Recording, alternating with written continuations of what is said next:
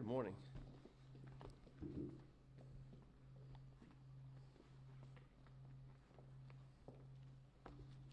Everyone ready? I got 2 minutes. They're right there. P&J just walked up.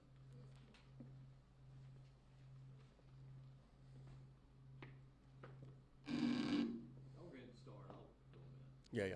Yeah. You're pretty good about that. Yeah, I'll send my notes. You've never filled me in. Ready?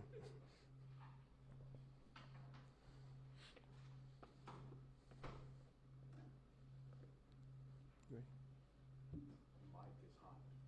Thank you.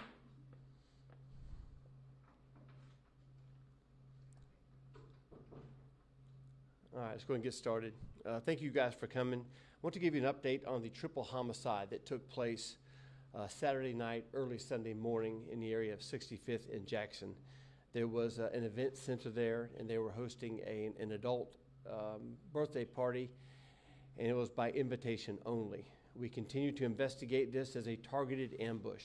What does that mean? It means that this is not random. It's not a drive-by. This was a shooting that took place at close range, and it clearly was targeted for us. There were 3 males sitting in a car at that party. It's a convertible Mustang they were sitting in, just parked nearby where the event was. 2 shooters, evidently, as we can tell right now, they parked their car to the east, and then they got out, and then they walked through a yard and then through a shed until they got close to the 3 victims. They fired multiple rounds, both fired, and at close range, striking all 3 of the victims. 2 of the victims were declared deceased at the scene, and another was transported to the hospital where he subsequently passed away. The victims are identified as Marquise Turner, Michael Karstefan, Trayshawn Powers. All 3 are in their mid-20s, and all 3 are deceased. This is certainly a tragedy. Our thoughts and prayers go out to the family. You don't want to get a phone call saying something has happened to your child. Certainly do not want to get a phone call saying something this tragic has taken place and this needless has taken place. We are looking into the possibility that this might be a retaliatory event or an act based upon an act that took place in a couple of weeks ago or a couple of months ago. We are not ruling anyone out. We're not ruling anything out. But right now we do know that there was 2 people involved. They both fired several shots, both at close range, and we're looking at the possibility of it being a retaliatory shooting.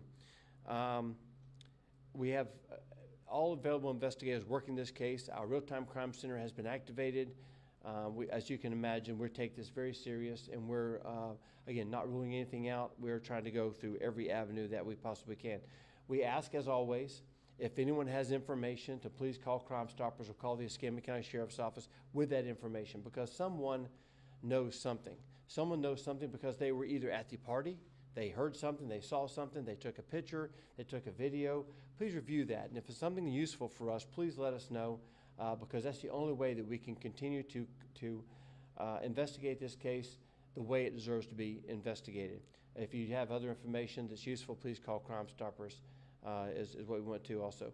Our lead investigator is Brittany Crawford, and I spoke to her earlier today, and as I mentioned before, they're leaving no stone unturned. They're doing everything that they possibly can.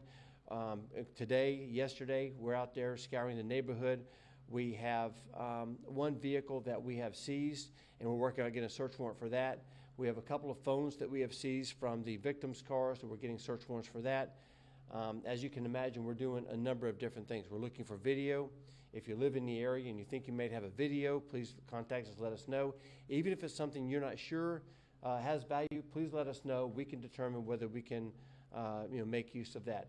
Obviously, triple homicides are very rare, very tragic, and we, as I mentioned before, are taking this very serious. Again, call Crime Stoppers. We have received some tips. We do have some information. We're working on some leads, but we want to make sure that we get everything and that we know everything that you know. We want everything that you might have, that you think can help us, even if you're not sure. And with that, that's all we have right now. We'll continue to investigate it. Any questions for me right now?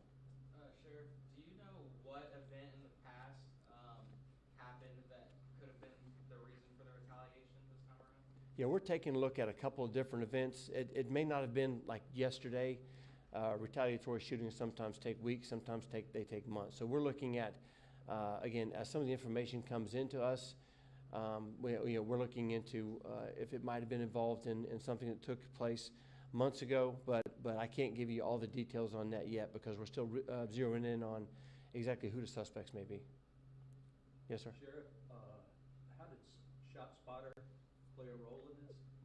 This area is outside the shot spotter, so we didn't get the indication on this. But I will tell you, I was looking at some of our body cameras. Our deputies were there really quickly. When we got there, there were already the victims were already out of the car, and there were witnesses that were already doing CPR.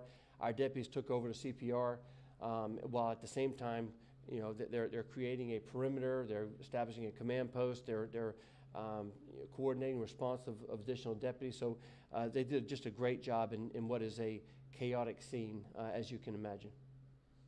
Were the victims invited guests to the party? It looks as if one of the victims was an invited guest, but the other two may not have been invited guests to the party. The party is a wear white type of a party, and only one of them were wearing white, and that's where I get that information from. Now, again, that's not concrete, but that's, when you start to look at these things and you evaluate exactly, who might be involved and who might not be involved, who is invited, who's not invited. The best guess we can get at this point, Rick, is that one was invited and the other two was just accompanying him.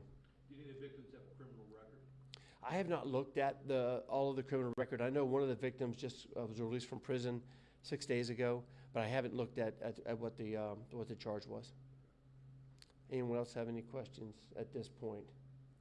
We're going to continue to follow up as best we can. Again, our investigators are out there. They're sweeping the neighborhoods for probably the 10th time. We're looking for videos. We're looking for vehicles that might have left the scene, and we're also looking for information about if anyone has anything to talk about. Hey, I heard this, or I've seen this, or someone's acting a little crazy. We want that information because, quite frankly, we want all of the information. We take this very serious. This is something that, fortunately, again, doesn't happen very often, and it's just terribly tragic. And we're going to continue to push forward until we catch the people that are responsible. With that, I'm going to say thank you and have a good morning.